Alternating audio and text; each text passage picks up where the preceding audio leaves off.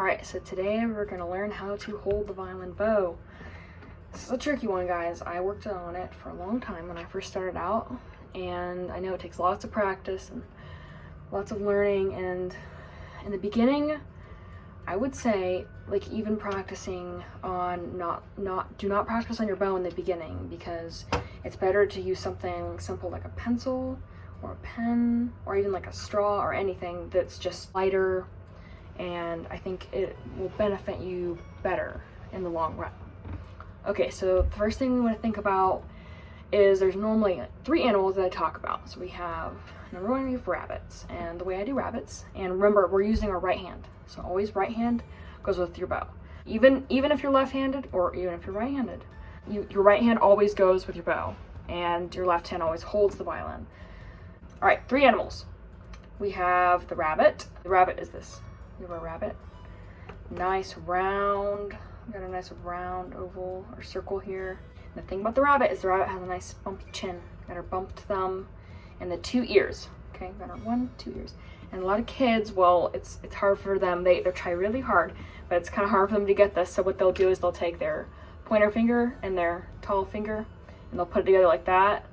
And so you want to make sure, parents, if you're helping your kids do this, then you want to make sure it's just the 2 middle fingers.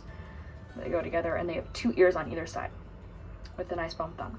Our second animal is the llama. Llama with teeth. We got teeth that hang over like that. So we got our llama with teeth that hang over. When you're taking these animals to the bow, this is the one that you're going to want to think of more than the rabbit. The rabbit's just, it's easier, you know, the teeth just hit right on your thumb, but with this one, the teeth kind of hang over, right, hitting at the one closest to your fingertips.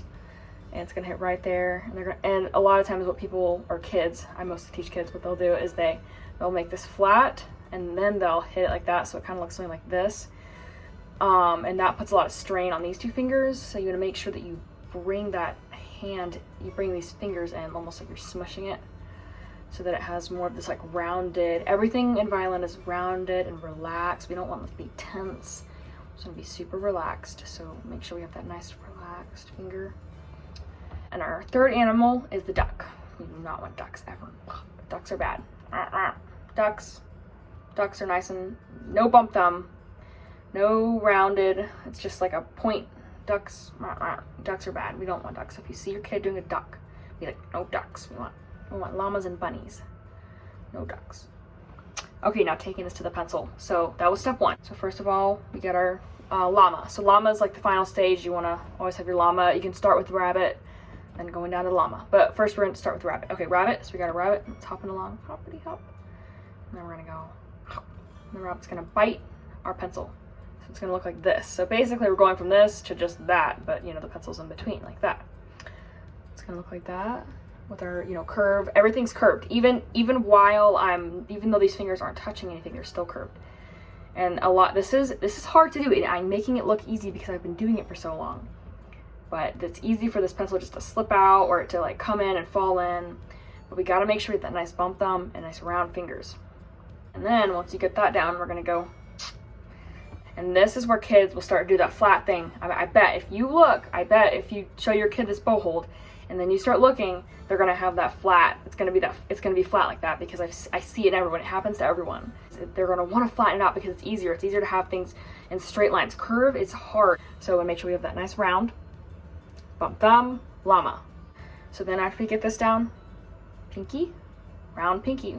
Do not want flat pinky because flat pinky just does nothing. Flat is just like a stick and then everything goes like this, and then when we have a duck, no, we don't want ducks. So we're gonna bring that, everything in needs to come in and make like a nice little donut circle. And then this finger just lays on top. So it should look like this. Huggers, we call these the huggers in the middle because they kind of hug the pencil. And we have our round pinky and our pointer finger. All right, now taking this to the bow. So step 3, llama bites the bow like that. And our thumb, you should have a little silver piece on your bow. So to start out, let's just put the thumb on the silver piece. So our llama is gonna bite down, and with those, we got our huggers, you know, just like that. And then our pinky perches right on top, so it can, you know, perch on the wood there, or, you know, it just depends on where it is. But as long as you have your thumb on the silver piece, your finger should lay like right near this frog-ish. And then the pinky perches, and then our finger should lay on the silver part. It doesn't really matter. You know, make sure it's not too close, because then everything will start to look like that, and then we don't want that. Make sure everything kind of has some space, but not too much space. And I would recommend doing this. I know I'm not, because you can't see the bow, but recommend having your bow sticking straight up, because if you have it leaning over like this, then all that the bow wants to fall, and it's really hard to hold the bow up and still maintain this round pinky. Okay, so after you get this down, and this is totally fine. Like if you want to keep your bow hold like this for now, that's totally fine. But once you get this comfortable, if you feel like you want to, you can move your finger in the inside, so it's going to go in between this black piece and your frog. There's a little spot right there for your thumb to hit. But we still got to make sure maintain that bump, and our thumb is going to touch those hairs just like that, and we got to keep that round pinky.